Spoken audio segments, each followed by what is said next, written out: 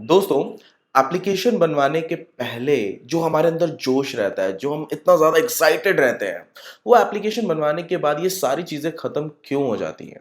या फिर जब आप एप्लीकेशन बनवा रहे होते हैं, तभी ये चीज़ें क्यों खत्म हो जाती हैं?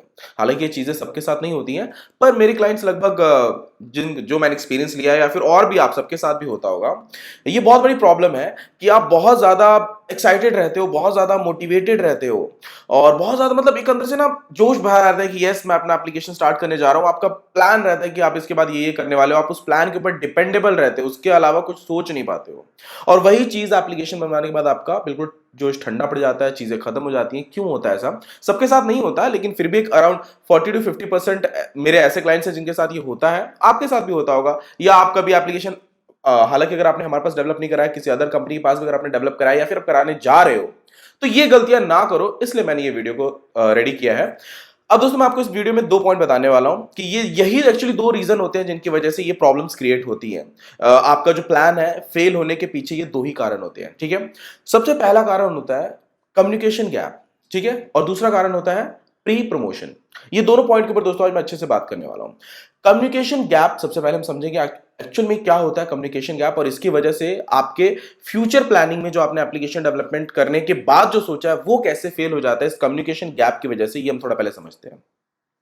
देखो दोस्तों क्या होता है, मान के चलो कि आपने एक एप्लीकेशन डेवलप करने के लिए किसी डेवलपमेंट कंपनी को दे दिया, ठीक है? उन्होंने आपको डेडलाइन दे दी 45 डेज 50 डेज जो भी एक XYZ उन्होंने डेडलाइन दे दी है, ठीक है? अब उस बीच में आपका कांटेक्ट ना रहना, आप कभी-कभी उन्हें कॉल कर रहे हो कि भाई हमारा कितना काम हो, उन्होंने भी जस्ट आपको 5 टू 10 मिनट के कॉल में बता दिया कि सर आपका ये काम हुआ है, ठीक है?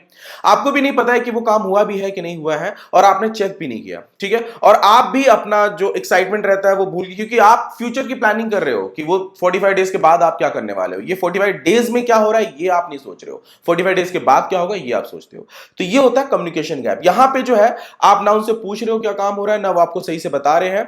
यहां पे अगर आप ये 45 आप क्या करते हो, फ्यूचर की प्लानिंग यानी आगे दौड़ पीछे छोड़ हो जाता है। मतलब 45 डेज के अंदर क्या हो रहा है ये आपको नहीं पता रहता है। उसके बाद में क्या होता है, मान के चलो कि 45 डेज के बाद जब आप अपना एप्लीकेशन लेने जाते हो, उस टाइम आपकी रिक्वायरमेंट्स भी कभी-कभी चेंज होती है या फिर जो आपने सोचा रहता है कि 45 डेज में आपको इस तरीके का एप्लीकेशन मिलेगा या फिर जो आपकी उम्मीद रहती है उस हिसाब से आपको एप्लीकेशन नहीं मिल पाता है, ठीक है? ये चीजें होती है क्योंकि आपका एक तो कम्युनिकेशन गैप था, आपने तो खुद नहीं पूछा कि कितना काम हो रहा है और सामने डेवलपमेंट कंपनी ने भी आपको उस तरीके से बताया नहीं कि क्या काम हो रहा है, ठीक है?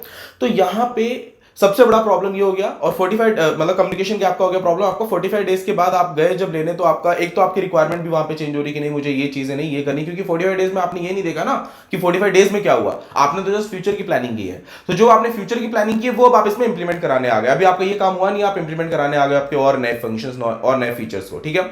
अब आपका एप्लीकेशन जैसा आपने सोचा था एक तो भी उस हिसाब से बना भी नहीं है, टेस्ट भी नहीं हुआ, सिर्फ डेवलपमेंट का पार्ट कंप्लीट हुआ है। उसके बाद में अभी आप और अपने फ्यूचर प्लानिंग की और आप वो अपनी फ्यूचर प्लानिंग लेकर आगे और आप बोलने भी लगे कि मेरे को ये भी इंप्लीमेंट करके दे दो। अब वहां से क्या होता है, टाइम बढ़ जाता है, ठीक है? 45 डेज था और 45 डेज बढ़ गया क्योंकि आपने और रिक्वायरमेंट अपनी इंप्लीमेंट कराई। अब वो हो गया 90 डेज का पीरियड, ठीक है? 3 महीने का टाइम हो गया।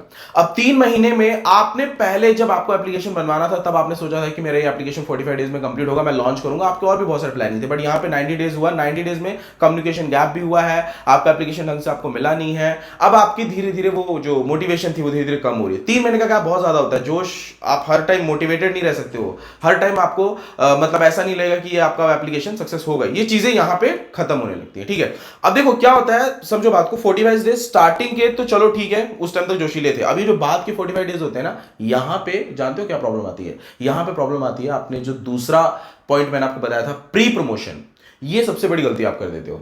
आप प्री प्रमोशन में क्या कर देते हो कि आपका एप्लीकेशन अभी बना भी नहीं है, वो 45 डेज तो आपने कम्युनिकेशन गैप में निकाल दिया, उसके बाद में आपने अपने और रिक्वायरमेंट उनके ऊपर थोप दी डेवलपमेंट कंपनी के ऊपर कि भाई मेरे को ये भी चाहिए, अभी वो भी रेडी नहीं हुआ था। अब आपने 45 डेज के बाद क्या करना चालू कर दिया, आपके प्लान में से थोड़ा एक दो पार्ट आप जो होता है ना प्रमोशन वाला पार्ट, वो आपने स्टार्ट कर दिया अपने फ्रेंड्स को, क्योंकि 45 डेज में जितना बना हुआ वो आप अपने फ्रेंड्स को शेयर कर रहे हो, अपने फैमिली को शेयर कर रहे हो, जो भी बना हुआ है 45 डेज में आपका एप्लीकेशन, ठीक है? स्टार्टिंग के 45 डेज में अब वो एप्लीकेशन को लेके आप अपने फ्रेंड्स फैमिली शेयर कर रहे हो सबको, ठीक है?